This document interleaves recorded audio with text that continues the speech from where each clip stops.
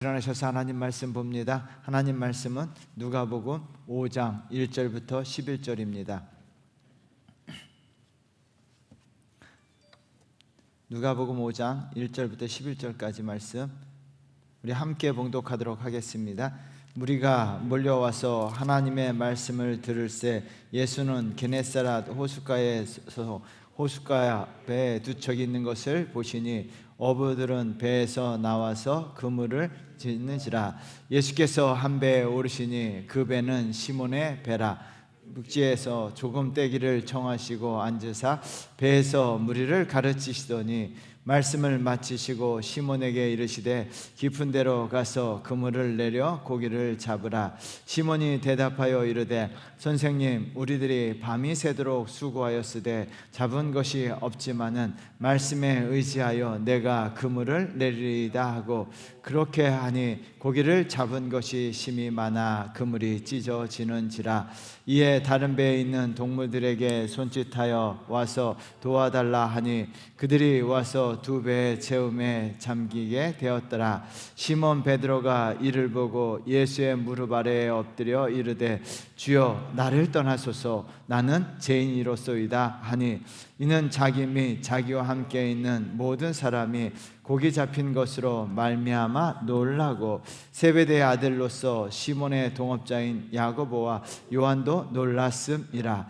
예수께서 시몬에게 이르시되 무서워하지 말라, 이제후로는 내가 사람을 취하리라 하시니 그들이 배들을 육지에 대고 모든 것을 버리고 예수를 따르니라. 아멘.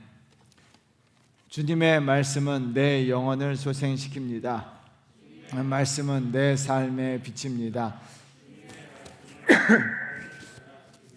주님께서 말씀하신 대로 나는 하나님의 사랑받는 자녀입니다. 나는 축복의 통로입니다. 나는 주님의 오늘도 주님의 말씀에 마음의 문을 말씀하여 주옵소서. 듣고 깨닫고 말씀대로 살겠습니다. 아멘.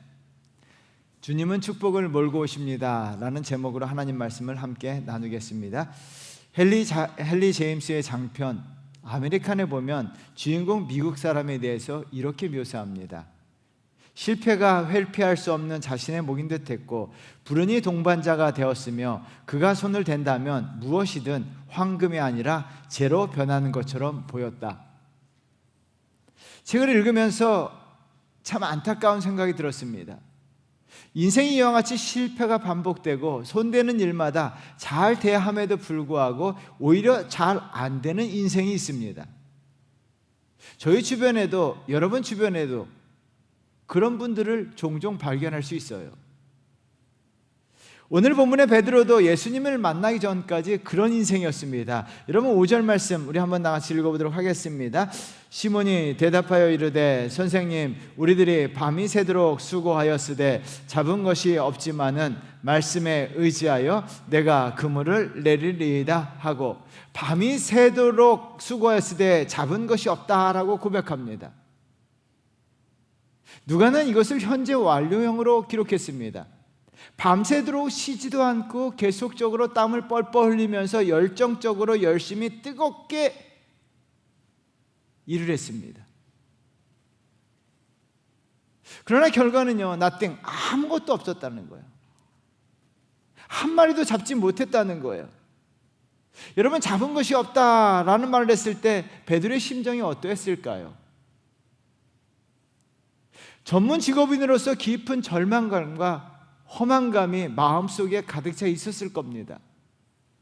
인생이 내가 수고하고 노력한 대로 되지 않으면요, 먼저 찾아오는 것은 절망감이고 허망함이에요. 입에서 나오는 것은 신세한탄입니다. 저와 여러분들이 분명히 알아야 될 것은 내가 아무리 수고하고 열심히 살아도 안 될 때는 정말 안 돼요. 내 힘으로, 내 능력으로, 내 열정으로, 내 열심으로 안 될 때가 있어요. 베드로는 예수님을 만나는 놀라운 반전의 역사가 일어나는데요. 6절 말씀 우리 한번 같이 읽겠습니다. 그렇게 하니 고기를 잡은 것이 심이 많아 그물이 찢어지는지라. 고기를 잡은 것이 심이 많아 그물이 찢어졌다라고 이야기합니다. 이 축복 받으시기를 주의 이름으로 축원드립니다. 그런데 밤새 없던 고기가 어디서 나타났을까요? 여러분, 이 본문을 묵상하다가 주님께서 밤새 베드로가 그물 던졌을 때는요, 주님께서 하신 일이 한 가지 있었어요. 베드로 배 주변에 있던 물고기를 다 도망가게 만드셨어요. 여러분, 그렇지 않고서는 밤새도록 해도 어떻게 고기를 한 마리도 못 잡을 수 있겠냐는 거예요. 주님이요, 베드로 배 주변에 있는 물고기들을 다 도망가게 하셨어요. 물고기도 주님의 손 안에 있어요. 그런데 이제는 어떻게 합니까? 주님이 물고기들을 몰고 오신 겁니다. 우리가 예전에 시골에서 자랄 때 보면 족대 가지고 고기를 잡을 때 한 친구가 족대를 대고 있으면요, 위에서부터 막 고기를 몰고 와요. 예수님은요, 베드로에게 깊은 곳에 그물을 던져라고 말씀하신 후에 예수님이 하신 일이 있어요. 갈릴리 바다에 있는 물고기들을 다 몰고 오신 거예요. 그래서 어떻게 어떤 일이 벌어집니까? 베드로가 그물을 던지자 예수님이 몰고 온 고기들을 다 잡을 수가 있었던 거예요. 여러분, 물고기를 도망가게도 하시고 물고기를 몰고 오시는 분이 예수 그리스도이신 줄 믿습니다. 그 절대적 주권은 예수님 손 안에 있는 거예요. 예수님은요, 엘샤다이예요. 전능하신 하나님이세요. 마찬가지로 예수 그리스도는요, 축복을 도망가게 하실 수도 있고 축복을 몰고 올 수 있는 분도 예수 그리스도이신 줄 믿습니다. 그래서 내 삶에요, 예수 그리스도께서 축복을 몰고 오셔야 돼요. 그래서 인생의 배가 축복으로 가득 차는 역사가 일어나야 될 줄 믿습니다. 이런 인생이 되셔야 돼요. 예수 그리스도께서 축복을 몰고 오셔서 저와 여러분의 인생에 축복으로 가득 차는 인생 되시기를 다시 한번 주의 이름으로 축원드립니다. 그러기 위해서는 어떻게 될까요? 첫 번째 보면요, 말씀대로 산 만큼 주님이 축복을 몰고 오십니다. 여러분, 이 사실을 믿으십니까? 사도행전에 보면 당황스러운 상황이 나옵니다. 베드로가 말씀을 전하다가 감옥에 갇히게 돼요. 그러자 초대교회 성도들은요, 한 곳에 모여서 베드로가 풀려나기를 간절히 통성으로 기도합니다. 사도행전 12장 5절 말씀 우리 한번 같이 읽겠습니다. 이에 베드로는 옥에 갇혔고 교회는 그를 위하여 간절히 하나님께 기도하더라. 베드로를 위하여 간절히 하나님께 기도했습니다. 하나님께서 어떻게 하셨을까요? 성도들이 간절히 기도하시면 하나님이 역사하실 줄 믿습니다. 그래서 하나님이 역사하셨어요. 간수가 석방한 것도 아니에요. 하나님의 전능하신 능력으로 말미암아 베드로가 감옥에서 나오게 되었어요. 옥문이 열렸어요. 베드로는요, 감옥에서 나오자마자 제일 먼저 한 일은 성도들이 모여서 기도하는 곳으로 막 달려갔어요. 기도하는 곳에 달려가자마자 막 대문을 두드렸습니다. 그래서 여자아이가 나온 거예요. 누구세요? 베드로가 나다, 베드로야. 여자아이는 깜짝 놀라서요, 사람들이 기도하는 곳으로, 베드로에게 문도 열어주지 아니하고 사람들이 기도하는 곳으로 들어갑니다. 그리고 기도하는 사람들에게 이렇게 이야기합니다. 베드로가 나왔습니다. 여러분, 이러면 어떤 반응을 하셔야 될까요? 여러분, 정상적인 성도라면 할렐루야 아멘 해야 되는데 거기 있던 기도하는 사람들의 반응이에요. 여러분, 성경을 그대로 읽어보겠습니다. 15절이에요. 읽겠습니다.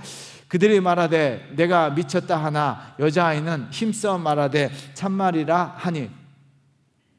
여러분, 그들이 뭐라고 이야기합니까? 뜨겁게 기도하던 성도들이, 간절히 기도했던 성도들이 그 여자아이를 향해서 미쳤다라고 이야기합니다. 베드로가 감옥에 있는데 어떻게 나올 수가 있냐는 거예요. 여자아이가 미쳤다는 것입니다. 여러분, 이것은 무엇을 의미하는 것일까요? 기도하는 믿음의 사람들이 기도의 능력, 하나님의 능력을 믿지 못하는 거예요. 기적이라는 것이요 비정상적인 것처럼 말을 하는 거예요. 하나님의 능력이 임한 것이 비정상이에요. 아무런 기적도, 아무런 역사도, 아무런 축복도 일어나지 않은 것이 정상인 것처럼 생각하며 살아가는 사람들이 많아요. 여러분들은 어떠시냐는 거예요. 하나님을 믿는다고 이야기하면서, 하나님에게 간절히 기도한다고 이야기하면서 아무런 기적도, 아무런 역사도, 아무런 축복도 없는 것이 정상인 것처럼, 그리고 기적이 일어나는 것이 미친 것처럼 생각하며 살아간다는 거죠. 그래서 어떻게 합니까? 성경은 성경일 뿐, 하나님 말씀은 말씀일 뿐, 설교는 설교일 뿐, 아무리 축복 설교를 해도요, 아무리 기적에 대한 설교를 해도요, 목사님이니까 저런 얘기를 하시지, 아무 기대도 하지 않아요. 내 삶과 하나님 말씀을 연결하지 않습니다. 왜요? 그러므로 말미암아 아무 일도 일어나지 아니하고 아무런 기적도 아무런 축복도 일어나지 않는 것이 정상인 것처럼 여기며 살아간다는 거예요. 하나님 말씀은, 성경은 성경일 뿐이라는 거예요. 설교는 설교일 뿐이라는 거예요. 여러분들은 어떠시냐는 거예요. 여러분, 예수님께서 베드로를 위해 물고기를 몰고 오셨는데요, 그 이유는요, 베드로가 예수 그리스도의 말씀, 그 말씀 그대로 했기 때문이에요. 5절 말씀 우리 한번 같이 읽겠습니다. 시몬이 대답하여 이르되 우리들이 밤이 새도록 수고하였으되 잡은 것이 없지만 말씀에 의지하여 내가 그물을 내리라 하고, 말씀에 의지하여 내가 그물을 내린다라고 이야기했습니다. 말씀에 의지하다라고 하는 단어에 동그라미 쳐놓으셔야 됩니다. 이 말의 의미는 내가 그 말씀을 믿는다라는 거예요.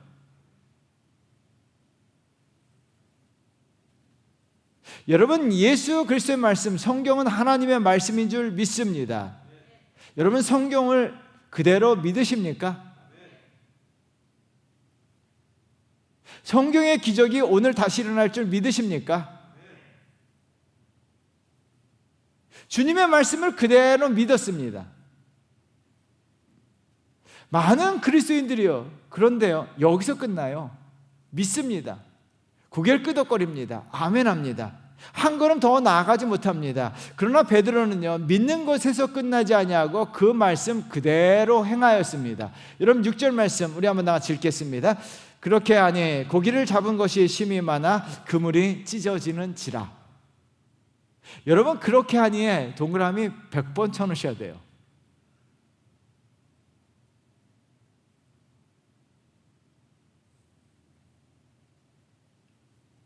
자신이 믿는 말씀 그대로 했다는 거예요. 앙드레 지드가요, 이런 고백을 합니다. 바닷가의 모래가 부드럽다는 것을 책에서 읽기만 하면 다 되는 것이 아니다. 나는 맨발로 그것을 느끼고 싶은 것이다. 감각으로 먼저 느껴보지 못한 일체 지식이 내게 무용할 뿐이다. 무용, 아무 쓸데없다는 거예요. 책에서 읽는 것으로 끝나버린 것은 자신에게 무용하다는 거예요. 바닷가의 모래를 맨발로 밟아봐야 한다는 거예요.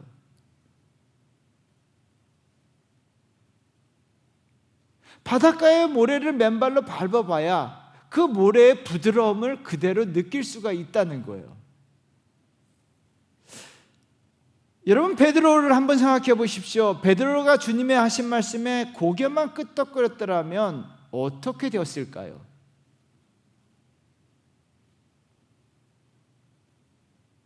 주님 말씀 믿습니다. 아멘 하고 거기서 끝났더라면 어떻게 되었을까요?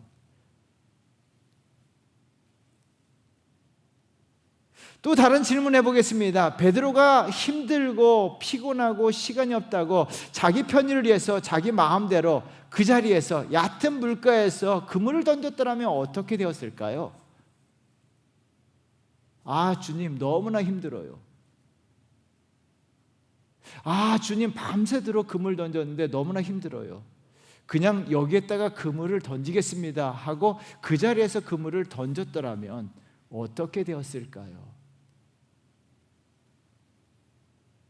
예수님은 고기를 어디에다 몰고 오셨냐는 거예요.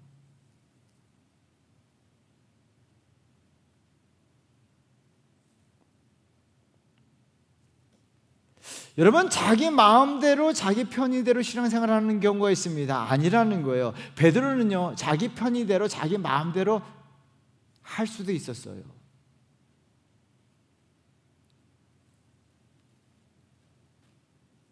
그러나 그렇게 하니라고 이야기합니다.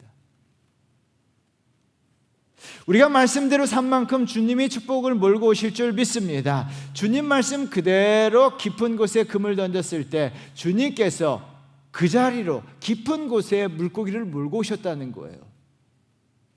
그러므로 저와 여러분들이 그렇게 하셔야 됩니다. 깊은 곳에 금을 던지셔야 될 줄 믿습니다. 여러분, 우리가 그렇게 하니 하셔야 돼요. 내 마음대로, 내 뜻대로, 내가 하고 싶은 대로 신앙생활해서는 안 돼요.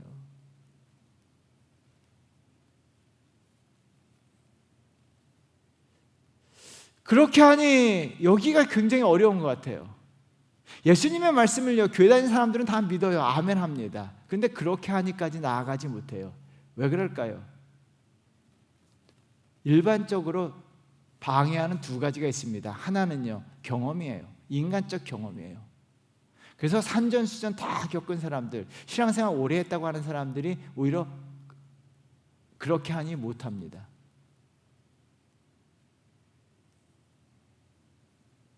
내 경험보다 말씀이 위에 있어야 되는데요, 베드로는 어부이고 예수님은 뭡니까?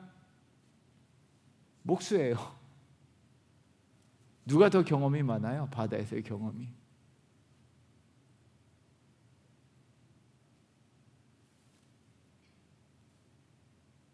목수가 어부에게 깊은 곳에 금을 던지라고 이야기하는 거예요.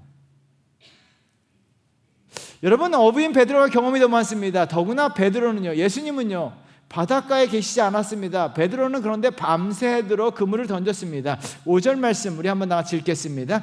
시몬이 대답하여 이르되 선생님, 우리들이 밤이 새도록 수고하였으되 잡은 것이 없지만은 말씀에 의지하여 내가 그물을 내리리다 하고, 밤이 새도록 수고했다라는 말은 경험을 의미합니다. 밤새워 금을 던졌다라는 거 이야기합니다.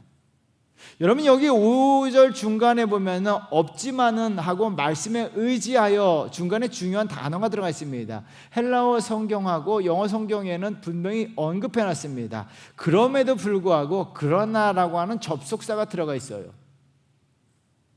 내 경험으로는 아니지만 그럼에도 난 경험이 있지만 그럼에도 불구하고 주님 말씀 그대로 하겠다는 거예요. 경험을 이겼습니다. 여러분, 내 경험도 중요합니다. 그것보다 더 중요한 것은 예수 그리스도의 말씀인 줄 믿습니다. 그래서 그럼에도 불구하고 그러나가 우리 삶 가운데 반드시 나타나요. 내 경험상 안 돼요. 그럼에도 불구하고 주의 말씀에 의지하게 될 때, 주의 말씀대로 순종하게 될 때 하나님께서 우리를 위해서 축복을 몰고 오실 줄 믿습니다. 단 하나는요, 자신의 이성이에요. 대다수 사람들은요, 이성이 납득이 될 때 움직여요. 이성적으로 납득이 되지 않으면요, 아무리 이야기해도 움직이지 않아요. 여러분, 세계 철학을요, 세계 철학사죠, 그 다음에 문학이나 세계 철학이나 문학을요, 문화의 양대 흐름을 있습니다. 헬레니즘과 히브리즘이에요. 헬레니즘은요, 이성을 강조하고 헤브라이즘은요, 순종을 강조합니다. 헬레니즘은요, 이성이 납득돼야 행동합니다. 이성이 납득되지 않으면 움직이지 못합니다. 그래서 헬라 철학들, 소크라테스나 소피스트들이 강조했던 건 뭐예요? 이성이에요, 이성. 그래서 그들은요, 가장 중요한 것이 말 잘하는 거예요. 수사학이 발달했습니다. 말로써 상대방을 납득시키는 거예요. 상대방을 납득시킴으로 말미암아 움직이게 하는 거예요. 그게 헬라 철학이에요. 반면에 헤브라이즘은요, 히브리적 사고는요, 먼저 움직이는 거예요. 움직이면 납득이 되는 거예요. 하나님은 먼저 행동하실 것을 말씀하세요. 행동하고 순종하면 납득이 되도록 하셨습니다. 아브라함이 이삭을 바치라고 했을 때 아브라함은요, 납득이 되지 않았습니다. 이성적으로 이해가 되지 않았습니다. 그럼에도 불구하고 먼저 순종했습니다. 그러자 아브라함은 이해가 됐습니다. 아, 하나님께서 나에게 복 주시려고 하는구나. 납득이 되지 않았음에도 불구하고 먼저 순종했습니다. 먼저 행동했습니다. 그러자 그 이후에 납득이 됐다는 거예요. 여러분, 기독교의 출발점은요, 헤브라이즘입니다.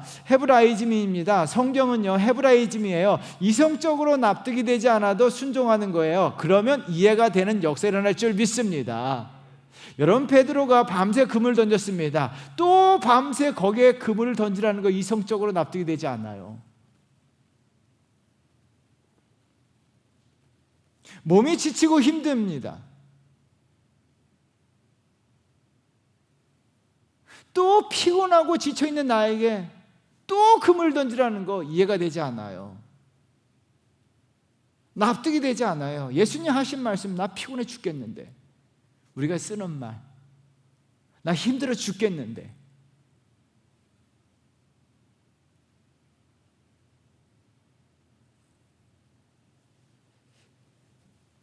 여러분, 베드로는 그럼에도 불구하고 이성적으로 납득이 되지 않음에도 불구하고 예수님 말씀에 그대로 순종했습니다. 그러자 주님께서 물고기를 몰고 오셔서 베드로의 배에 가득 채워주신 줄 믿습니다. 그러므로 말미암아 경험, 이성 아주 중요합니다. 그러나 그것이 그렇게 하니 방해가 된다면 여러분들이 문장 중간에 여러분 경험과 그럼에도 불구하고 여러분 이성 다음에 그럼에도 불구하고를 집어넣으셔야 돼요.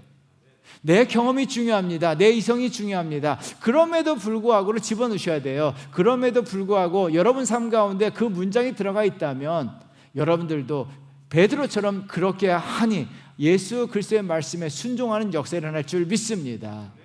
그렇게 한이가 나타나게 될 때 여러분, 내 인생의 배에 주님께서 물고기로 가득 채워주시는 역사가 일어날 줄 믿습니다. 두 번째는요, 주님께 내어드린 만큼 축복을 몰고 오십니다. 기억하셔야 돼요. 베드로의 배에 물고기가 가득 찬 축복을 받은 이유는요, 주님께 베드로는 먼저 배를 드렸는데요, 무리들이 물려오자 주님은요 그들 전체에게 하나님 말씀을 전하시기 위해서 한 배에 오르셨습니다. 3절 말씀 우리 한번 같이 읽어봅니다. 예수께서 한 배에 오르시니 그 배는 시몬의 배라. 육지에서 조금떼기를 청하시고 앉으사 배에서 무리를 가르치시더니, 예수께서 한 배에 오르셨다라고 이야기합니다. 그 배는 시몬의 배입니다. 시몬은 베드로죠. 주님은 베드로에게 좀 쓰게 해달라고 부탁한 것이 아니에요. 사정하신 것이 아닙니다. 신청서를 작성하시고 정식적으로 허가를 요구하신 것도 아니에요. 요즘식으로 하면 무대포로 그냥 배에 오르신 거예요.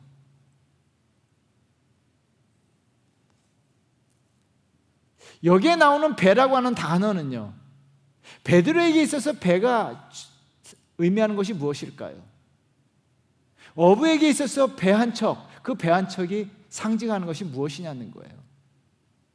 배는요, 베드로의 인생 전부예요. 배는요, 생계입니다. 생계.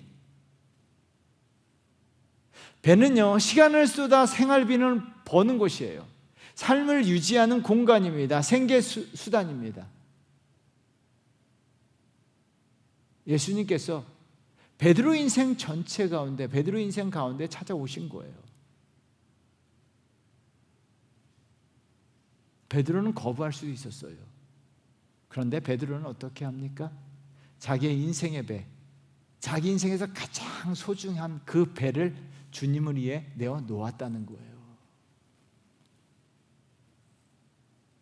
또한 우리가 살펴볼 것은 베드로의 상태입니다. 베드로는 밤이 새도록 그물을 던졌어요. 하루 종일 낮 동안 일해도 피곤한데 밤이 새도록 일했다면 그 피곤도가 얼마나 많았냐는 거예요.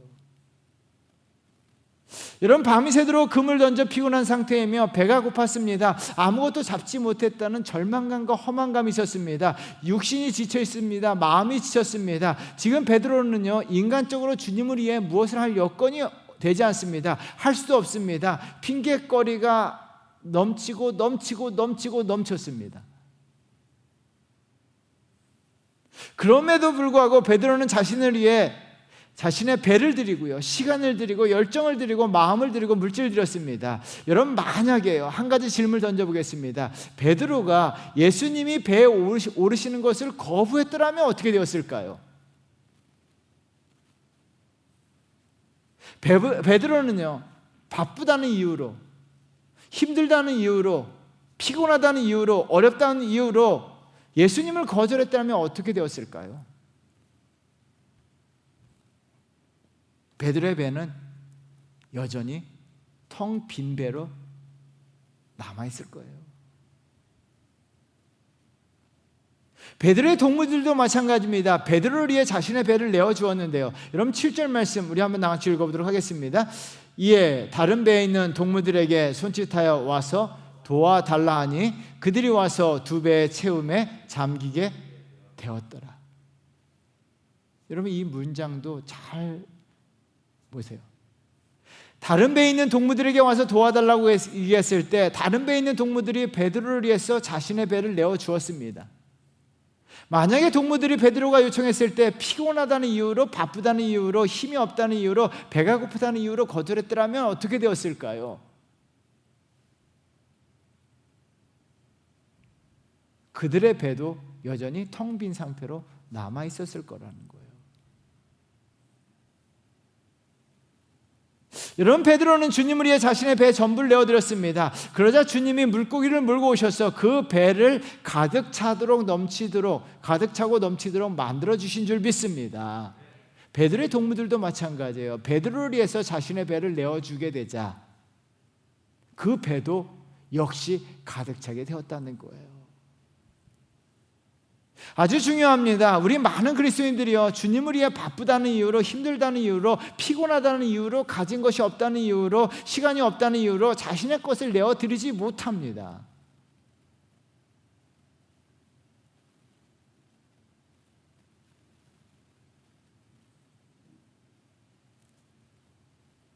자신의 시간, 자신의 열정, 자신의 물질, 자신의 은사 내어드리지 못합니다.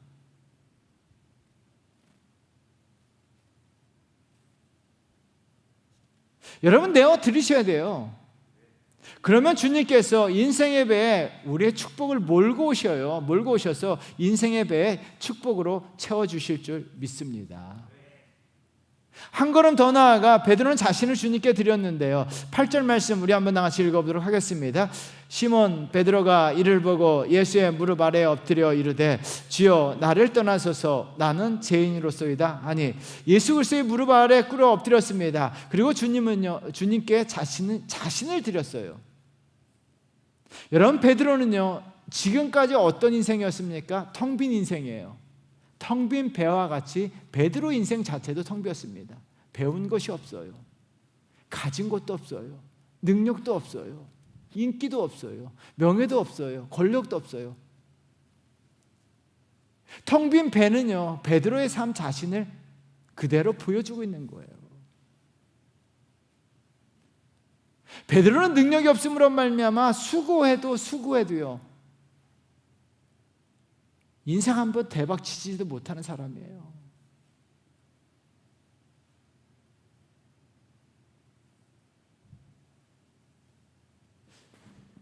주님께 자신을 내어드리자 어떤 일이 벌어집니까? 10절 말씀 우리 한번 같이 읽어보도록 하겠습니다. 세베대의 아들로서 시몬의 동업자인 야고보와 요한도 불렀습니다. 예수께서 시몬에게 이르시되 무서워하지 말라. 이제 후로는 내가 사람을 취하리라 하시니. 할렐루야. 베드로는 자신을 내어드리지 못했더라면 어떻게 되었을까요? 갈릴리 무명의 어부로서 인생이 끝났을 거예요.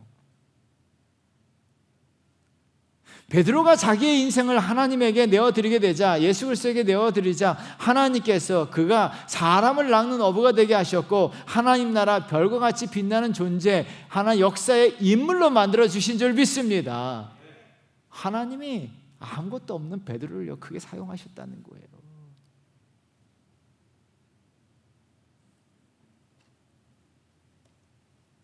목회를 오래 하신 우리 노예 선배 목사님과 대화를 하다가요, 이 목사님 목회를 오래 하시고 많은 성도들을 만나보니까 목회하면서 성도들의 삶을 돌아보면서 성도들을 참 일일이 다 보시면서 한 가지 결론을 내리셨어요. 목회 인생의 결론이라는 거예요. 그 결론은 간단합니다. 하나님은 공짜가 없으신 분이라는 거예요. 목회하는 동안 많은 성도들, 많은 사람들을 만나봤는데요, 하나님 나라를 위해서, 교회를 위해서, 성도들을 위해서, 이웃을 위해서 자신의 것을 내어드린 사람,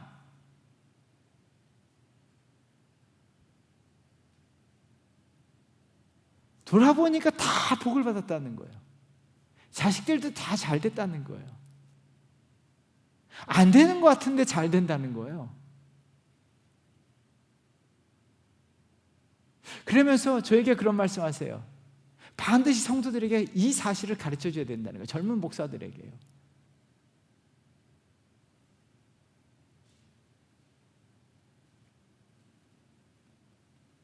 하나님은 공짜가 없으신 분인 줄 믿습니다.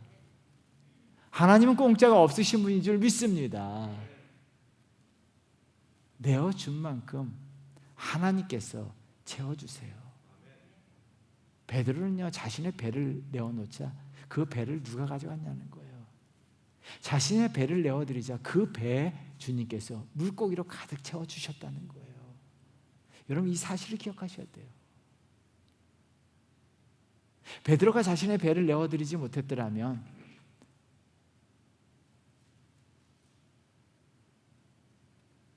베드로의 인생과 베드로의 배는 여전히 텅 빈 상태로 그대로 남아서 인생도 텅 비게 끝나버렸어요.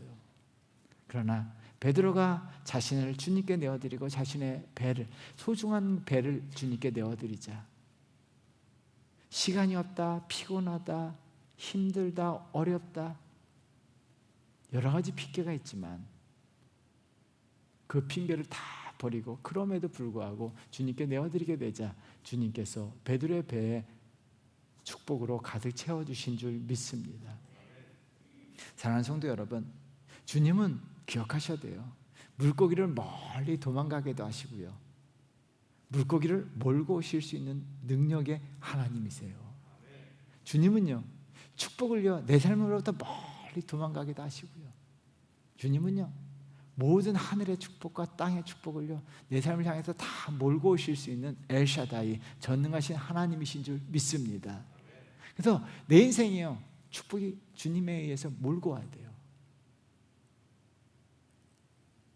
그러기 위해서는 저와 여러분들이요, 그렇게 하니, 다른 건 다 잃어버려도 그렇게 하니 말씀대로 사셔야 돼요. 내 경험, 내 이성이 납득될 때 움직이지 마세요. 그렇게 하니 히브리적 사고를 갖고 계시다면, 성경적 사고를 갖고 계시다면 먼저 움직이세요. 그러면 하나님께서 이해가 되도록 해주시고, 그렇게 할 때 하나님께서 큰 복을 내려주실 줄 믿습니다. 또한요, 우리가 교회를 위해서, 하나님 나라를 위해서, 성도들을 위해서, 이웃을 위해서 내어드리세요. 아까운 게 아니에요. 손해보는 게 아니에요. 여러분, 내어드린 그것을요, 하나님 공짜가 없으신 하나님께서 그것을 채워주십니다. 그래서 저와 여러분의 인생의 배가 가득 차고 넘치는 역사 일어나기를 주의 이름으로 축원드립니다. 기도하겠습니다.